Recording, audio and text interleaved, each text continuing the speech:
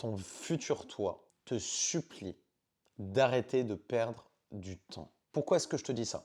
Parce que chaque minute passée, chaque seconde volée à reporter un choix, à ne pas avoir cette discussion difficile, t'éloigne de ton futur toi, de ce toi dont tu es fier, de ce toi qui incarne la vie que tu veux véritablement vivre. En fait, la plupart des gens ne savent pas à quel point le temps est précieux.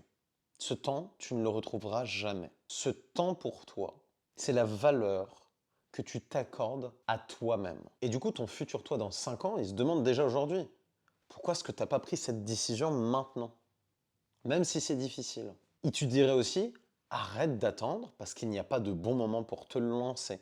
Et finalement, chaque jour perdu à être spectateur de ta vie est un jour volé à toi-même. Tu es juste en train de t'auto-saboter et de te voler. Et pire, ce que tu évites aujourd'hui te contrôle. Te contrôle par la peur. Et c'est pour cette raison que tu te retrouves dans le figement, à scroller pendant des heures sur ton téléphone, à être dans des relations où tu n'as pas envie d'être, à mettre un masque, parce que tu es dans un état de survie. Et dans cet état de survie où tu ne te responsabilises pas, eh bien tu te voles. Tu t'auto-sabotes et tu fais payer à ton toi dans 5 ans tout ce que tu dois faire aujourd'hui et que tu ne fais pas. Et tu envoies un autre message aussi. Ce message, c'est que tu te sous-estimes et que tu penses que tu n'es pas capable de réaliser ces choses. Imagine 2 secondes. Tu es en train d'écrire tous les jours 50 mots. Dans un an, tu auras écrit 18 250 mots, soit un livre. Si tu fais 10 minutes de sport par jour, tu auras fait plus de 60 heures de sport en un an. Donc, tu sous-estimes à la fois tes capacités, mais aussi ce qu'on appelle l'effet cumulé.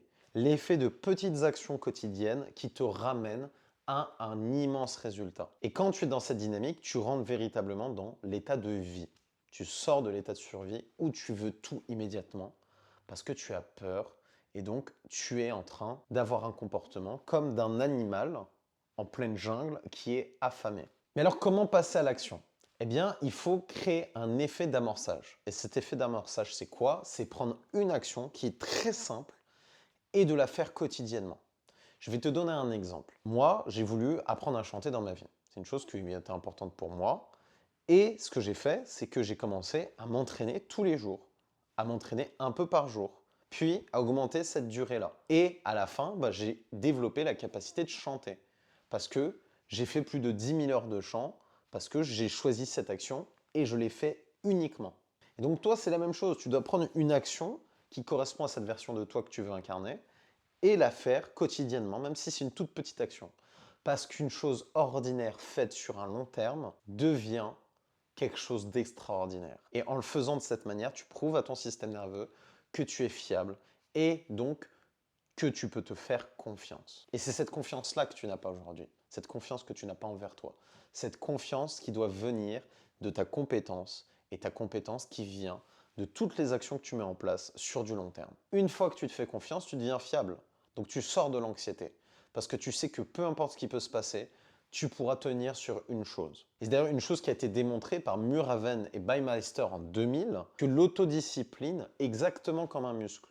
Et donc, il faut voir ton organisation exactement comme la planification de séances de sport. En réitérant une même petite action, à la fin, tu deviens extraordinairement bon et donc tu peux te faire confiance par rapport à cette situation. Et c'est logique parce que tu viens rendre beaucoup plus facile la mise en pratique de cette action. Tu réduis la friction, ce qui fait que ton cerveau sera beaucoup plus adepte à réaliser cette action avec d'autres handicaps. En gros, tu vas renforcer ta capacité de résilience. Et plus que de la résilience, tu vas te permettre de devenir antifragile.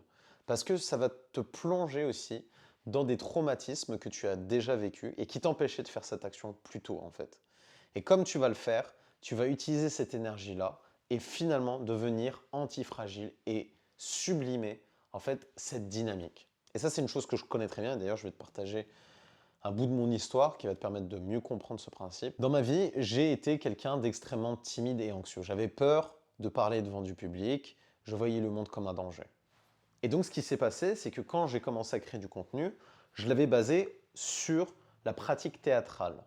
La pratique théâtrale une chose que j'avais faite quand j'étais enfant. Et quand je faisais ça enfant, c'est parce que je sentais que mon environnement était dangereux. Et donc la capacité de jouer des personnages me permettait de ne pas ancrer des comportements toxiques dans ce contexte.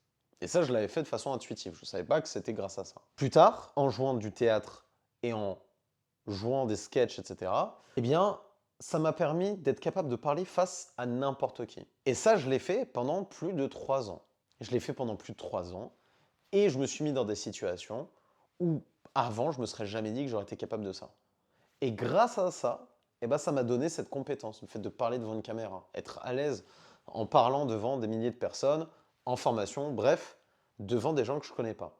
Ça a transformé ma capacité à percevoir le monde et à lui refaire confiance parce que je me faisais confiance quant au fait de parler en public. Une petite action sur la durée va transformer ta vie. Alors demande-toi, qu'est-ce que ferait ton toi dans 5 ans?